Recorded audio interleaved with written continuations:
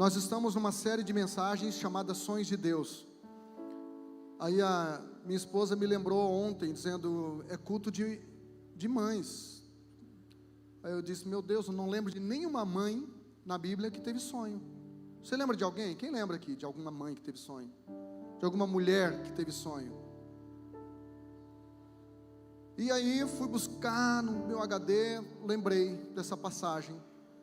Nunca preguei sobre esse texto e tenho certeza que a grande maioria aqui talvez nunca tenha ouvido falar desta mulher aqui. A Bíblia não revela seu nome, simplesmente o nome do seu marido. O fato de ela não ter um nome, o fato dela não ter um nome revelado, isso não faz menos importante aquilo que ela fez. E nós vamos estar usando as palavras dela para estar aprendendo algo muito poderoso nessa noite. Quando eu falar de mulher, eu não estou falando propriamente dito do sexo feminino. Eu estou falando da igreja de forma geral.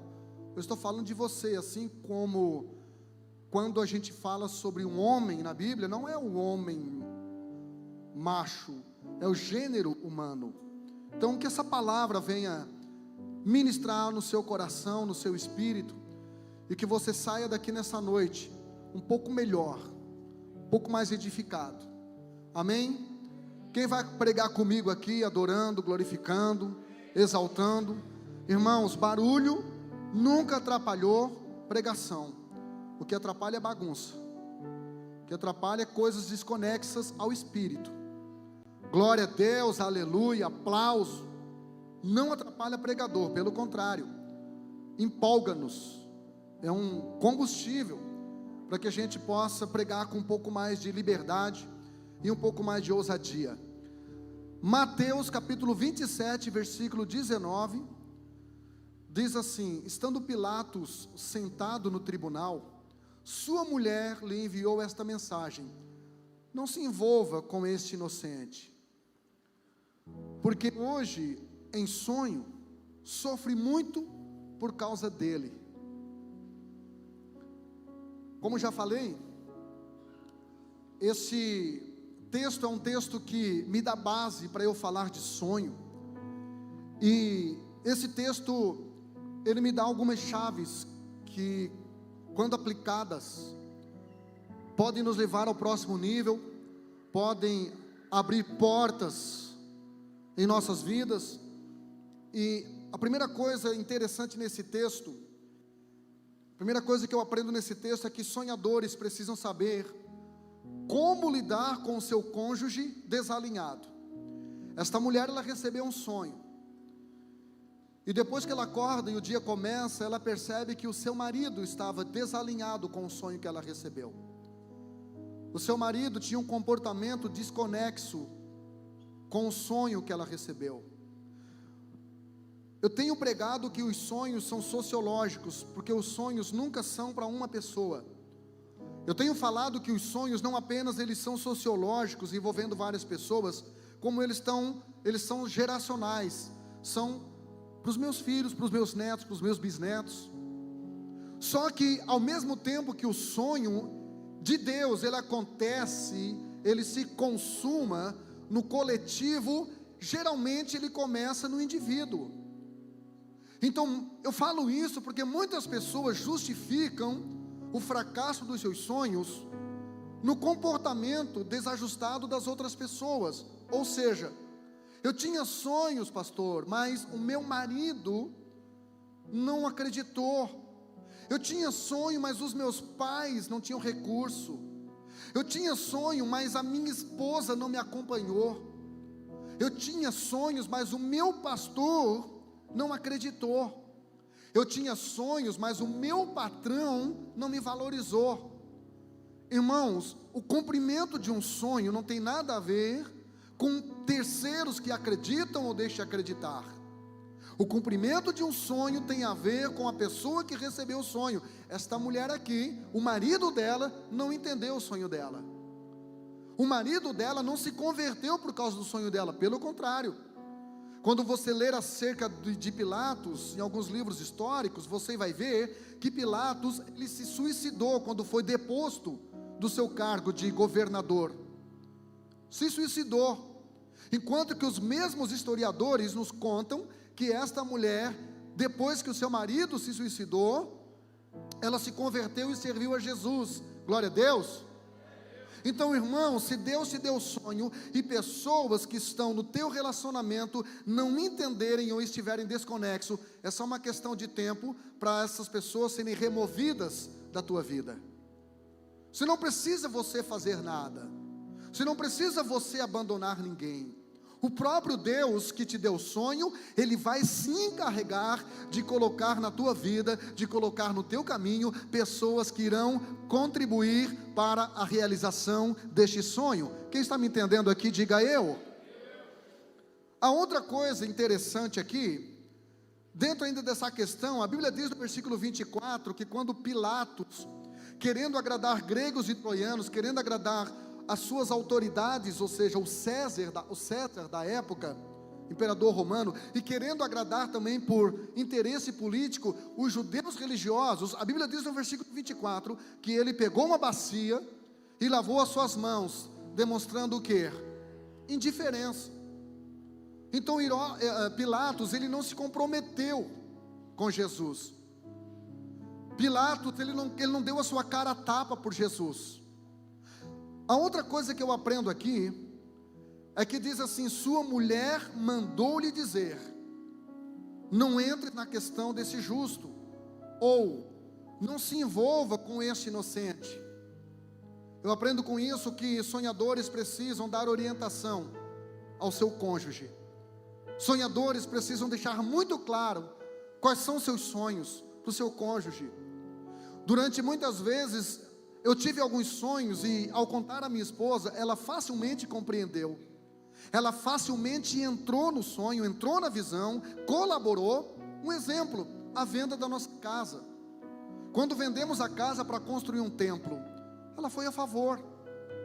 Depois de um tempo, quando nós doamos esse templo para o CNPJ da igreja, e não é mais nosso, ela também concordou. Então é muito bom quando você tem uma mulher que sonha contigo, quando você tem um marido que sonha contigo, quando você tem filhos que sonham contigo. Teve muitas vezes que minha esposa, ela abriu mão dos seus interesses pessoais para cumprir o seu papel de mãe. Minha esposa é formada em cabeleireiro, eu também era cabeleireiro na época, e ela poderia ter exercido a profissão de cabeleireira. Mas de repente eu e ela sentamos e concluímos que seria melhor para os nossos filhos que ela não trabalhasse fora. Minha esposa, ela também tem formação em coach. Eu e ela pagamos mais de 20 mil reais numa formação em coach. Ela poderia estar ganhando muito dinheiro com coach, porque a demanda na área de inteligência emocional, ansiedade, síndrome do pânico, depressão, está muito grande. Mas ela abriu mão disso para ser pastora, por um propósito. Agora ela estava cursando assistência social, e ela viu que a igreja começou a crescer, ela viu que precisava de uma atenção a mais. Hoje ela lidera as mulheres, de forma interina. Então, coisa boa quando você é casado com alguém, você faz aliança com alguém que te entende. Só que quando nós nos reunimos para trazer a igreja da Divinéia para cá, e nós fizemos uma reunião com os 6 pastores, teve 4 a favor e 2 contras, e o primeiro que foi contra foi ela. Não, foi o contrário, 2 a favores e 4 contra, e a primeira que foi contra foi ela, incentivou os outros 3. E aí você vai conversar com ela, não foi contra porque ela não estava na visão, é porque ela queria me proteger, porque ela sabia que a responsabilidade do investimento financeiro estaria sobre os meus ombros. E eu tive que dessa vez não ouvi-la. Quando você lê a Bíblia, irmão, quando você lê a Bíblia, lá em Gênesis capítulo 22, Deus diz assim para Abraão: Abraão, dá ouvido à voz da Sara. A Sara está certa. Você precisa despedir a Agar, porque quando o assunto é o casamento, nada pode ficar entre os dois, nada. Ontem eu ministrei num casamento, eu levei uma tesoura, pedi para o noivo, mexer nessa tesoura, para nós mexer nessa tesoura. Eu disse para eles: casamento é a junção de duas pessoas, e tudo aquilo que tentar ficar entre os dois precisa ser cortado, eliminado. Então em Gênesis 22, Deus disse para Abraão: escuta, Sara. Só que lá em Gênesis 3, Deus disse para o Adão: a terra é maldita, porque tu deu ouvido à voz da tua esposa. Então maridos precisam de discernimento, esposas precisam de discernimento. Qual é o momento que eu tenho que pedir conselho para homens, e qual é o momento que eu tenho que ouvir a voz de Deus, custe o que custar?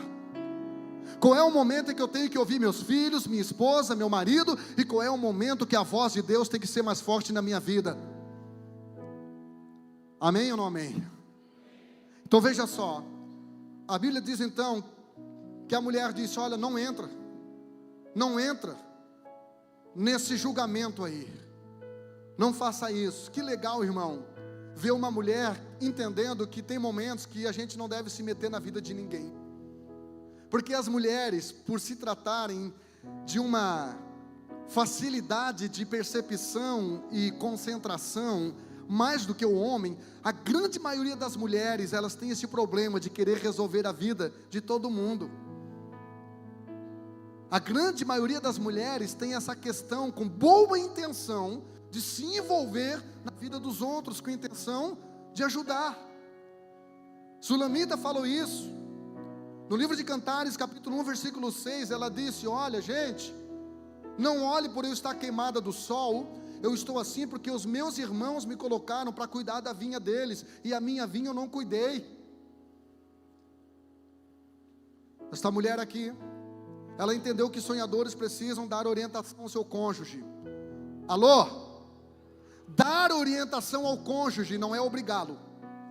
Você não tem que obrigar o seu marido a ser crente, você não tem que obrigar a sua esposa a ser crente, você não tem que obrigar a sua esposa a entrar no seu sonho, a entrar no seu projeto. Deus falou, foi contigo, o projeto é seu. Então você tem simplesmente que dar orientação. Querido, o meu chamado é esse, o meu sonho é esse, o meu projeto é esse. Simplesmente dar orientação. E quer saber, Pilatos não deu ouvido para ela, como a maioria dos homens. A maioria dos homens, a mulher olha e diz: nossa, você está seguindo o que eu falei. Sim, depois que ele ouviu 3 amigos falando a mesma coisa. Porque no começo ele não deu o braço a torcer. Bem-vindo ao time. Homens são assim, por isso que eu casei com mulher. Amém? A Bíblia diz em 1 Coríntios capítulo 7, versículo 16: como sabes, ó mulher, se salvarás do teu marido? E como sabes, ó marido, se salvarás a tua mulher? Sabe o que Paulo está dizendo ali? Faça a sua parte, exponha, dê conselho, só exponha, mas não impunha nada, não force ninguém a nada. Permite que o seu cônjuge seja ele, não você. Não force ninguém, não force teus filhos, não force teu marido, não force tua esposa. Simplesmente ore a Deus. Terceira coisa que eu aprendo aqui é que sonhadores têm sonhos que envolvem Jesus. Essa mulher disse: porque num sonho sofri muito por causa dele. Então o sonho dessa mulher tinha uma causa. Qual era a causa? Qual era a causa? Jesus. O sonho desta mulher tinha uma causa, e esta causa era Jesus. A partir do momento que o seu sonho, irmão, estiver no centro Jesus, pode ter certeza, para onde Deus aponta, Ele paga a conta. A partir do momento que o sonho de Deus estiver debaixo da bênção de Deus, não é você que vai correr atrás do sonho, é o sonho que vai correr atrás de você. Você não vai ser preciso correr atrás de pessoas. Pessoas serão reposicionadas na sua vida, porque vejam em você um sonho da parte de Deus, que elas precisam estar juntas e investirem. Então o sonho tem que ter como causa Jesus. Diga comigo: sonho que tem como causa Jesus, não vai ter como efeito a frustração. Pegou? Vou repetir. Sonho que tem como causa Jesus, sonho que tem como causa Deus, não tem como efeito a decepção, a frustração, a vergonha, a tristeza. Eu gosto muito de um texto em Gênesis capítulo 28, versículos 13, 12 e 13. Quando fala a respeito do sonho de Jacó, a Bíblia diz que o sonho que Jacó teve, ele teve esse sonho de um lugar chamado Betel. Diga comigo, Betel. O nome Betel no hebraico quer dizer casa de Deus. Diga para alguém do lado: aqui é o lugar onde você pode sonhar. Aqui é o lugar onde você pode sonhar. Porque quando você sonha aqui, irmão, o teu sonho vai ser sempre maior do que o teu recurso financeiro, mas nunca será maior do que o teu Deus. Quando você sonha aqui dentro, o teu sonho sempre será maior do que o teu merecimento, mas nunca será maior do que as promessas que tem liberadas para mim e para você neste livro. Jacó chegou na casa de Deus, até ele chegar ali, ele não tinha sonho nenhum, ele tirava na base da trapaça, do jeitinho brasileiro, fazia sempre do jeitinho dele. Irmão, quem não faz as coisas do jeito que Deus manda, acaba fazendo do jeito que o diabo gosta. Jacó, a Bíblia diz que ele teve um sonho, e nesse sonho ele viu uma escada. Diga para alguém do lado: não é elevador. Nós estamos vivendo uma geração que gosta de subir no elevador, sem passar trabalho, sem suar e rapidamente. Mas o sonho de Deus envolve escadas. Na escada você chega mais suado e mais cansado, mas você também chega mais resistente. Essa é a hora que você dava um glória, mas eu vou dar muitas outras oportunidades. E a Bíblia diz que nessa escada, ela começava na terra e o topo dela chegava no céu. Irmão, sonhos que só começam na terra e terminam na terra, são sonhos humanos e não são sonhos de Deus. Os sonhos que Deus tem para mim e para você vai mudar a eternidade de muita gente, vai mexer com o destino de muita gente. Chora cacharamanda rabassuriana ramahaya uralapla shai deco mandarai. E a Bíblia diz que essa escada começava na terra, mas ela não terminava na terra, ela terminava no céu. E a Bíblia diz no versículo 13, que no topo da escada estava Deus. Quem está no topo do seu sonho? Quem está no topo do seu projeto? Quem está no topo do seu ministério? Quem está no topo da sua casa? Quem está no topo da tua profissão? Irmão, permita que Deus esteja acima de você, te dando proteção, cobertura e liberando bênçãos de cima para baixo. Tiago disse: todo dom perfeito, toda boa dádiva vem de cima do Pai das luzes, onde não há mudança e não há sombra de variação. Aí tem gente que diz: pastor, eu não estou nem aí, o que vem de baixo não me atinge. Diga comigo: o que vem de baixo, não só os homens, o que vem de baixo, só as mulheres só não atinge. Todo mundo agora, quem está debaixo do que vem de cima. Se você está debaixo das mãos de Deus, se você está debaixo das promessas de Deus, se você está debaixo do milagre de Deus, se você está debaixo da bênção de Deus, pode se levantar o teu inimigo, o crítico, o murmurador. Esse sonho vai acontecer, nem que seja para deixar o diabo endemoniado, mas vai acontecer em nome de Jesus. Oi, aleluia, glória seja dada ao nome do Senhor. E a outra coisa que eu aprendo aqui, ela disse: eu muito sofri por causa desse sonho que eu tive. Eu sofri muito. Irmão, em todo dicionário, sofrimento aparece antes de sonho. O problema é que o brasileiro, ele quer sonhar, só não quer sofrer. O problema do brasileiro é que ele gosta de saber sem aprender, comer sem engordar e enriquecer sem trabalhar. Geração Nutella, geração que desiste fácil. Há mais pessoas que desistem do que pessoas que fracassam. Ela disse: eu sofri por causa desse sonho. Irmão, não existe na Bíblia sonhadores que não sofreram em decorrência desse sonho. Não existe. Quando você lê o livro de Gênesis capítulo 28, Deus deu um sonho para Jacó, um sonho de bênção, um sonho de prosperidade, mas a Bíblia diz que o seu tio patrão, chamado Labão, baixou o salário dele 10 vezes. A Bíblia diz que Jacó trabalhou 7 anos por Rebeca, e quando ele acorda, Raquel, e quando ela acorda, quem que está do lado dele? A Leia, a Lia. O nome Raquel no hebraico quer dizer ovelha. Na região agropastoril lá do Oriente, eles colocavam o nome de animais nos filhos. Que coisa linda, né, irmãos? Não posso reclamar que eu botei o nome de Débora, quer dizer abelha, né? Mas é inseto. Olha só, o nome Raquel quer dizer ovelha. Jacó trabalhou pela ovelha. E o nome Leia, tem alguma irmã com o nome Leia aqui, irmão? Glória a Deus. O nome Leia no hebraico quer dizer vaca brava. É sério, irmão. Às vezes no percurso do seu sonho, você vai dormir de noite com a ovelha e acorda com quem?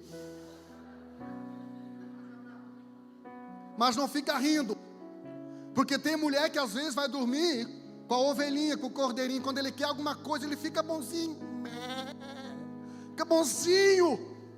Mas se ele não ganha por alguma razão, ela se acorda com o touro, dando coice com o cavalo de vez em quando.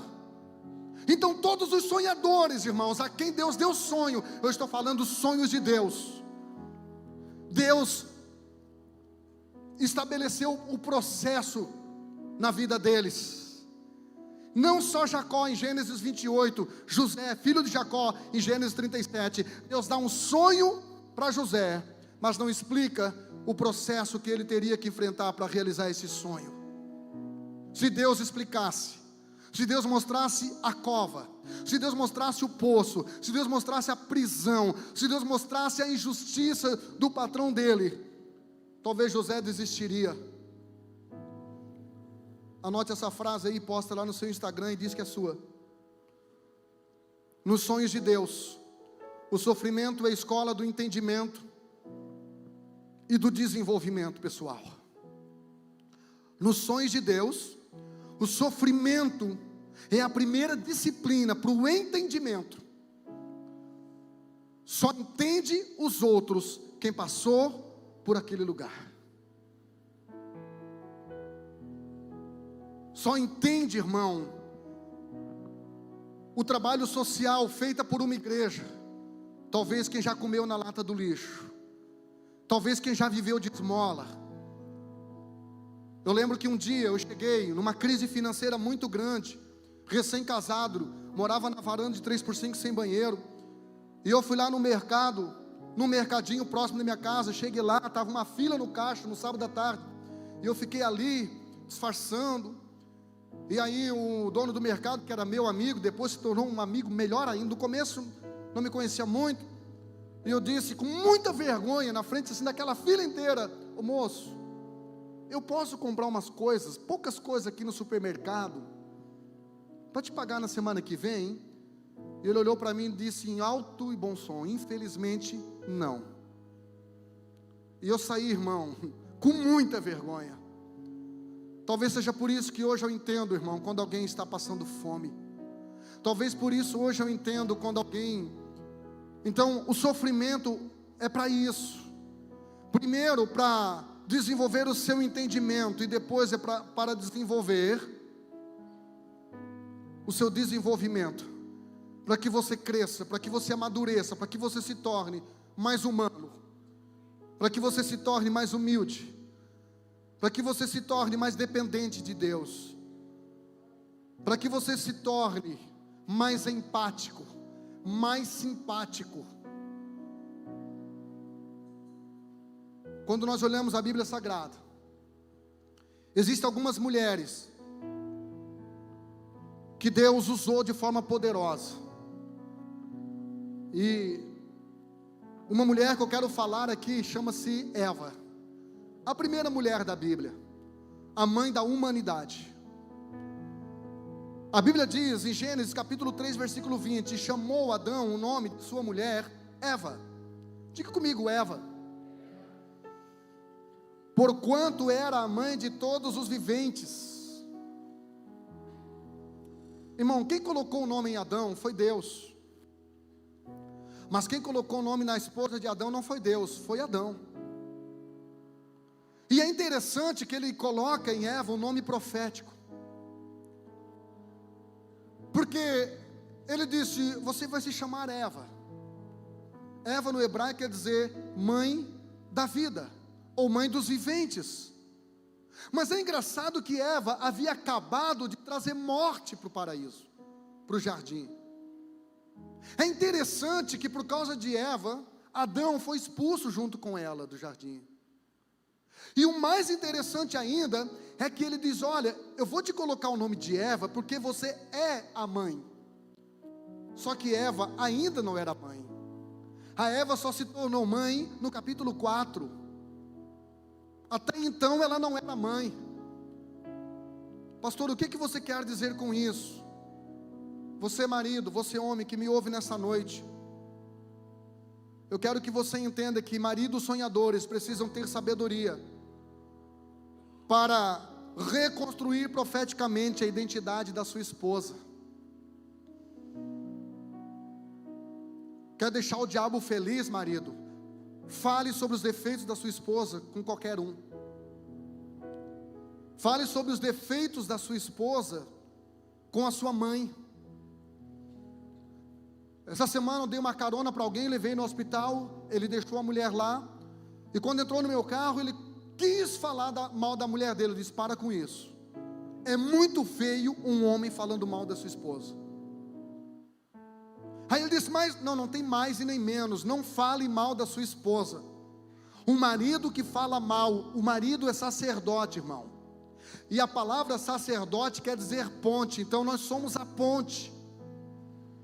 Se a tua esposa tem algo que você não gosta, e eu acredito que ela tenha muita coisa que você não gosta, profetize.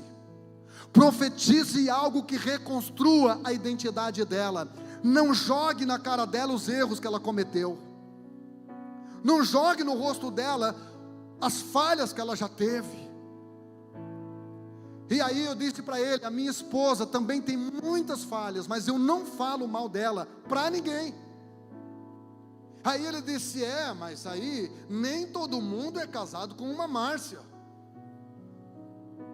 E eu disse para ele: não, é o contrário, nem toda Márcia é casada com um Jean. Porque tem gente que quer uma Márcia, só não quer ser um Jean. Se hoje a minha esposa é o que ela é, foi construído, irmão, com oração, com respeito, com palavras de validação. Se hoje a minha esposa ela está no lugar em que ela está, foi porque eu o carreguei no colo, porque eu renunciei, porque eu honrei. Por isso que todos os dias, de segunda a sexta, 6:30 da manhã, ela nem me vê saindo da cama, porque eu entendi que maridos que dormem menos, a mulher dorme mais, e uma mulher que dorme mais, fica melhor de cama. Alguém aqui está entendendo, pelo amor de Deus?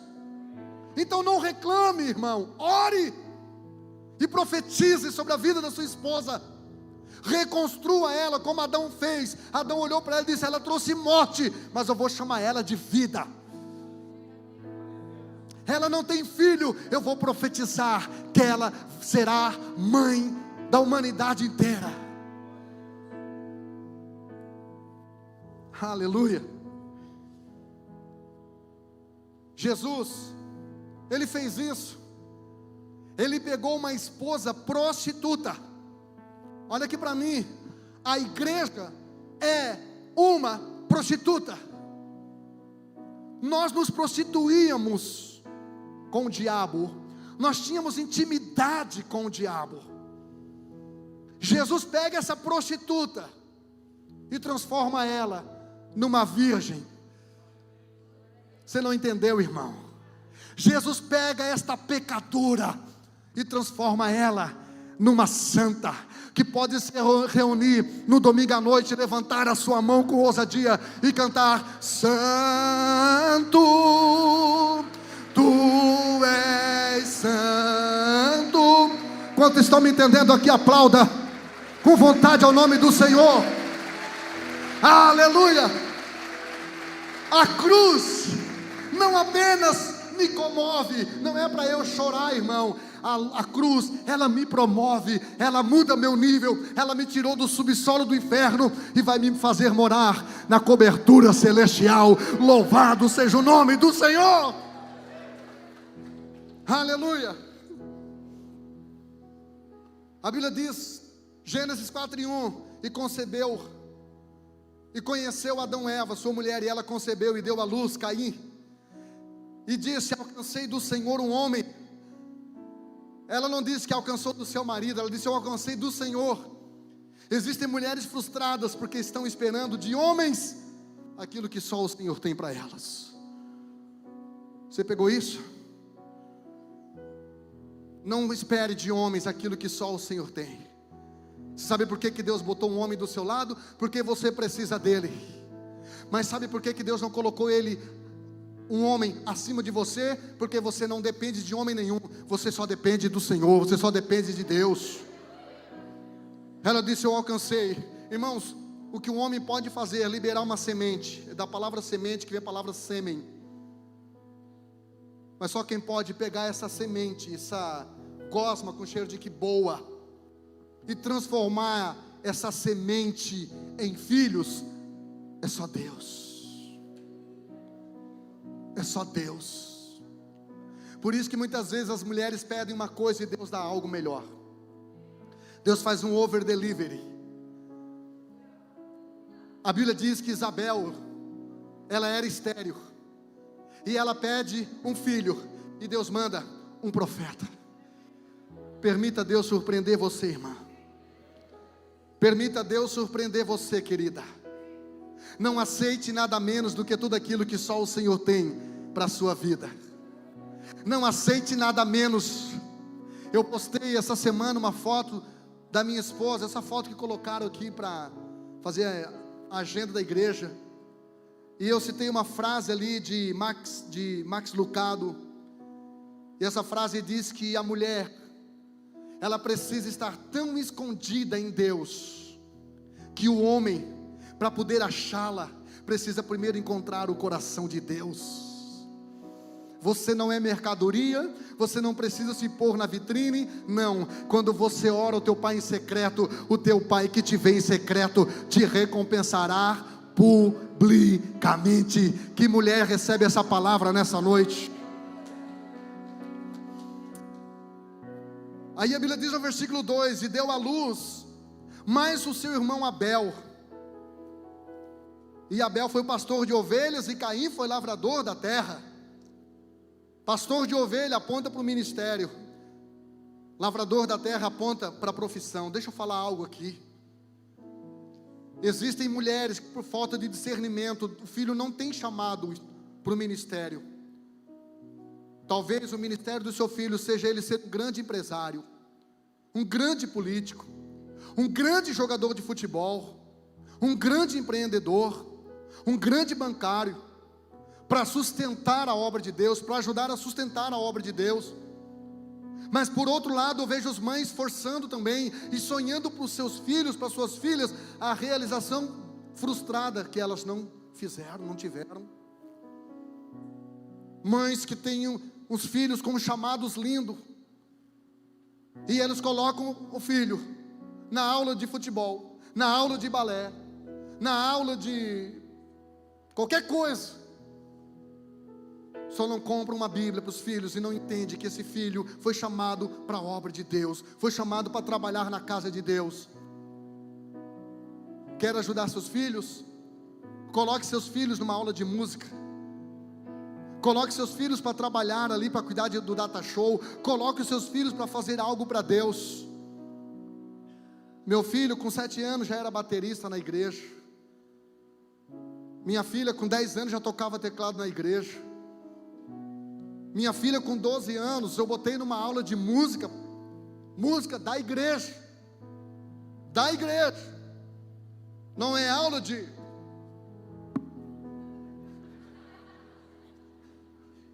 Porque os filhos de hoje, eles têm as músicas do mundo todas na ponta da língua. E na hora do louvor, da adoração da igreja, ficam sentados no joguinho. Ai, pastor, é para ele não me incomodar. Irmã, sofra agora, mas não sofra depois. Ensina para o seu filho que este lugar é a casa de Deus e que ele nasceu para cumprir o chamado e o propósito de Deus na sua vida. E pior é que nem eu colocando meus filhos em aula de música não me isentou de passar dificuldade com eles. Aí tem gente que me diz: pastor, o que adiantou você dar celular para o filho só com 15 anos? O que adiantou você botar seu sinal de música? Irmão, se não me adiantou fazendo tudo isso, imagina se eu largasse mão. Imagina se eu dissesse: meus filhos podem namorar com 13 anos, podem namorar com 12, não. Os meus filhos só namoraram as meninas a partir de 15 e os meninos a partir de 16. Ferveram, irmão, por aí afora, mas não com meu consentimento. Os pais são responsáveis por dar destino aos seus filhos. A Bíblia diz em Provérbios 22:6: ensina teu menino no caminho que deve andar, e quando ficar velho, não vai se desviar. Do que? Do caminho? Não, irmão, do ensino. Pode até que saia da igreja. Quando meu filho saiu da igreja, eu fiz uma oração. Tinha irmão que chegava para mim e dizia: pastor, fica tranquilo, o teu filho vai perder tudo, depois vai vir. Eu digo: não, irmão, esse não é o Deus que eu sirvo. O meu Deus, irmão, não é um Deus que quer as pessoas na base da força, e que tem que tirar tudo para coagir as pessoas. Não, o meu Deus não é carente. Então, se os meus filhos não quiserem a Deus, estando bem financeiramente, estando com saúde, Deus não quer eles de outro jeito. Eu só fiz uma oração e disse: Deus, não permita que o meu filho e minha filha, que está aqui me ouvindo, seja feliz no mundo. Permita que eles tenham momentos de alegria, mas feliz não. Teve um carnaval que meu filho foi para um evento numa praia, ficou lá 3 dias, e quando ele voltou de lá, irmão, ele disse: pai, foram os piores 3 dias da minha vida. Eu nunca vi tanta manifestação demoníaca dentro de uma casa. Teve uma menina que ficou tão possessa que o UPA, a ambulância, teve que buscar em Laguna e levar para Florianópolis. Algo surreal. Pastor, por que você está falando isso? É dia das mães. E se é dia das mães, também é dia dos pais. O diabo até pode arrancar o seu filho da igreja. O que o diabo não pode arrancar o seu filho, a sua filha, é debaixo do seu joelho. Continua orando, continua profetizando, continua liberando palavras de bênção sobre a sua família, sobre a sua casa. Aleluia! Então discerne e entenda que há filhos que nasceram para a profissão e outros para a vocação. Sabe o que eu gosto em Eva, irmãos? É que Eva não teve infância. Eva já foi criada adulta. Ela já nasceu adulta e ela foi privada de curtir a sua infância. Ela foi privada de curtir a sua juventude. Ela foi privada de curtir a sua vida de solteira. Ela já nasceu casada.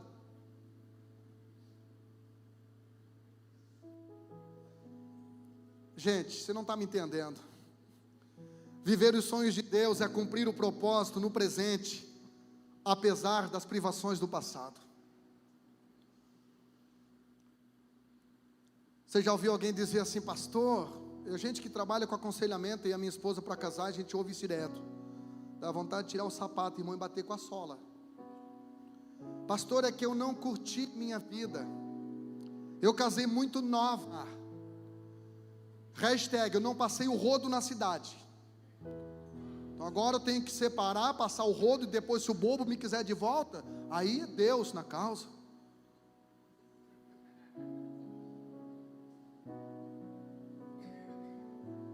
Isso é demoníaco.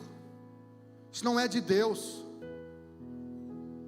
Eva nunca disse: eu quero me separar porque eu não quis casar. Deus botou meu marido para dormir, me fez e me jogou na frente dele. Meu marido ficou tão nervoso que fez uma poesia de açougueiro.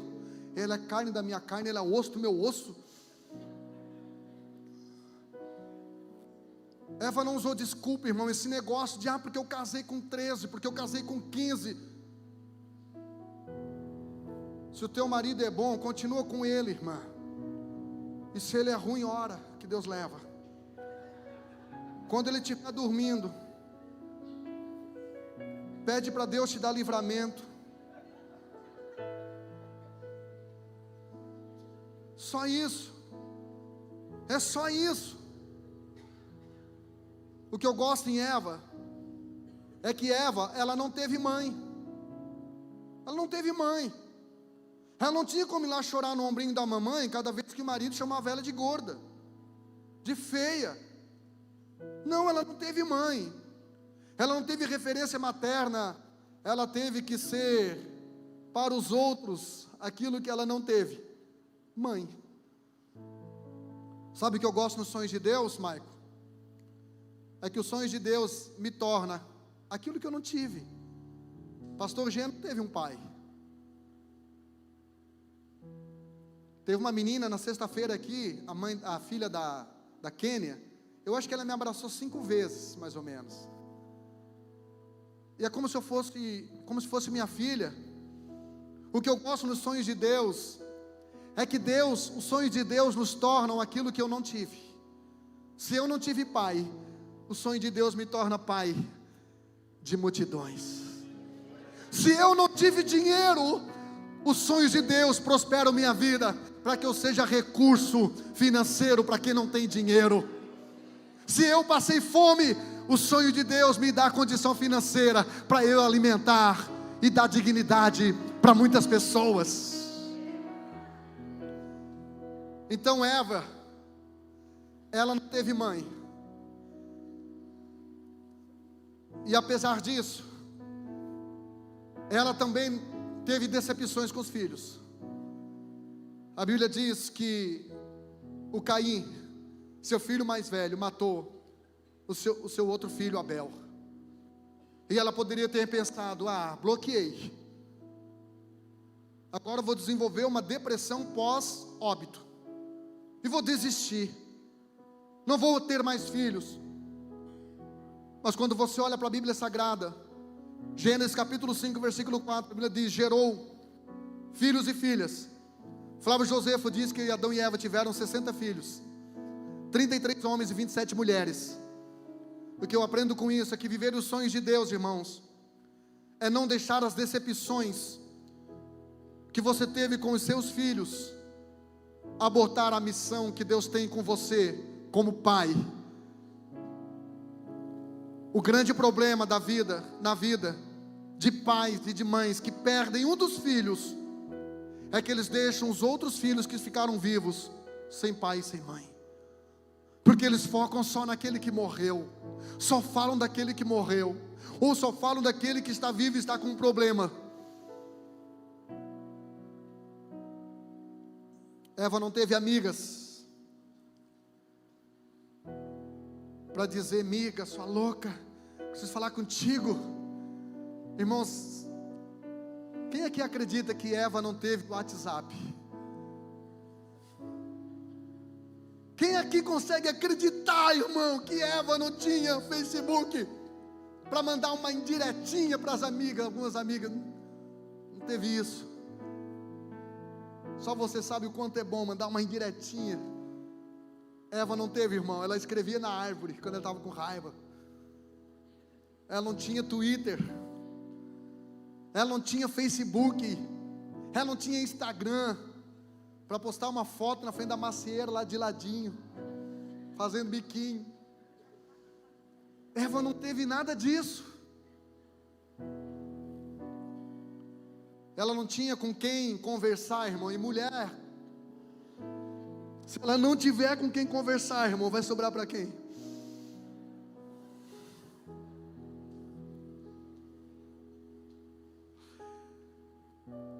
Quando Adão chegava em casa, a Eva estava assim, ó, rodeando a árvore, olhando o relógio, dizendo: que hora que ele vai chegar? Eu preciso desabafar. Eu preciso falar alguma coisa.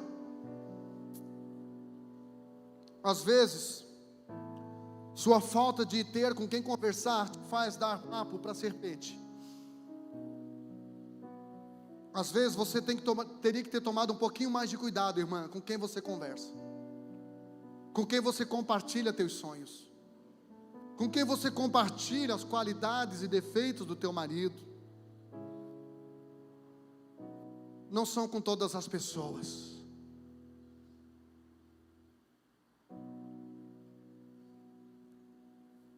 A Bíblia diz que Eva,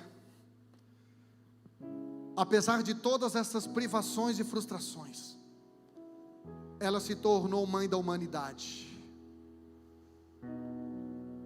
Sabe o que eu gosto em Eva?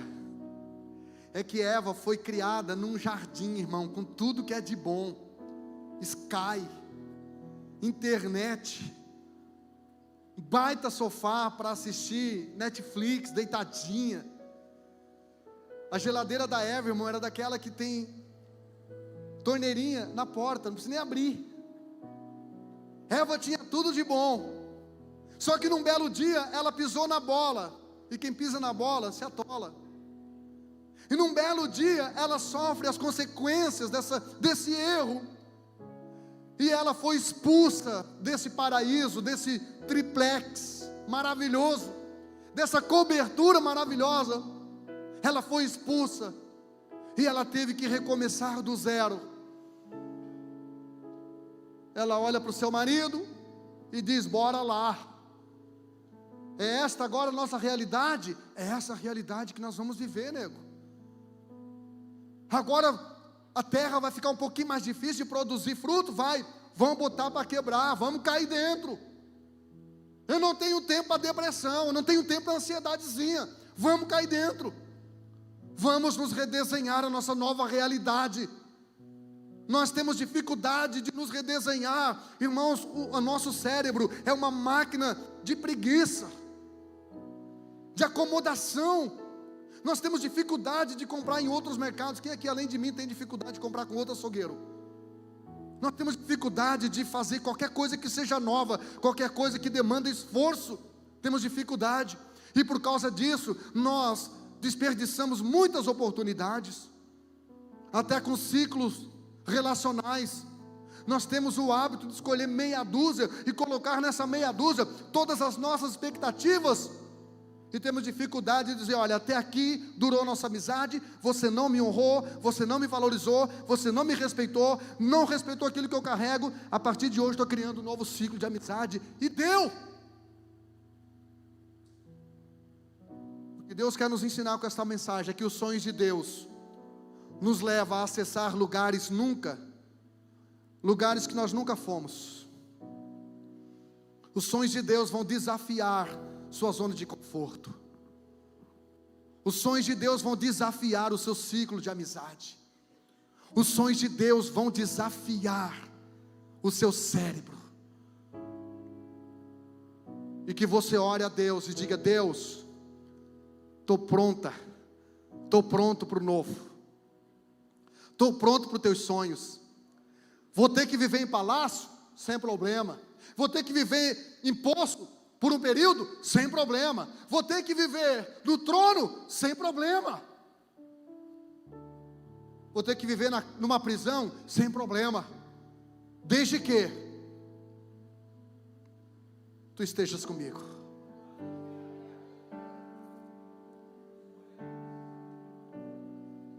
Tudo que você precisa é de Jesus.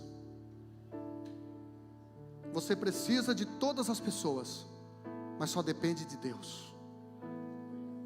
Se acerte com Deus, porque você tem conversado com tanta gente, você tem buscado ajuda em tantos lugares, menos em Deus. Você tem tentado do seu jeito, na sua força, no seu tempo, menos do jeito e da força e do tempo de Deus. Por isso você tem se sentido tão cansado. Por isso você tem se sentido tão desanimado, tão sem força. Fique em pé, por favor. Dá um pouquinho mais de teclado aqui, Dilan. Por favor, a banda. Feche os seus olhos, por favor. Feche seus olhos, por favor.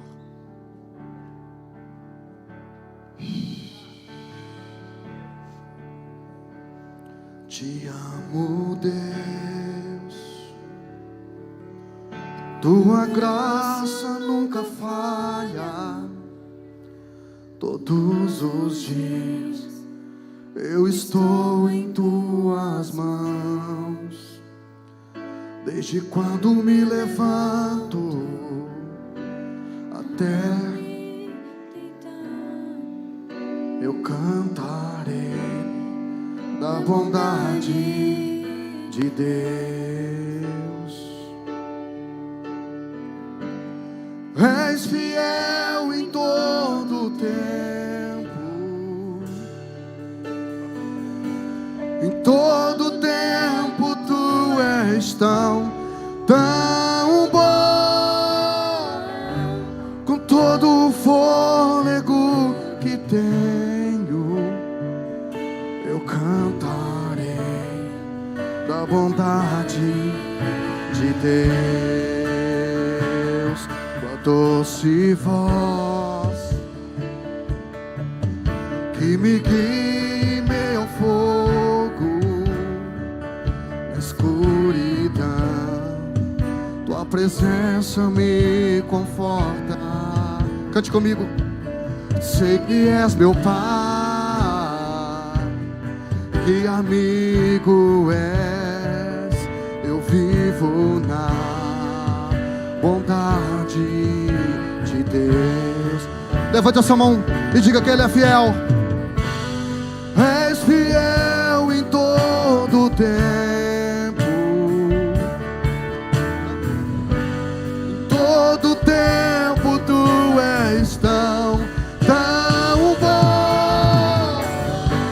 Com todo o fôlego que tenho, eu cantarei da bondade de Deus. Diga: és fiel, Senhor.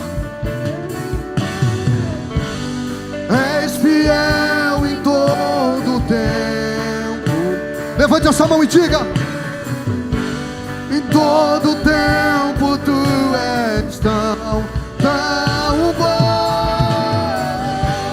Com todo o fôlego que tenho, eu canto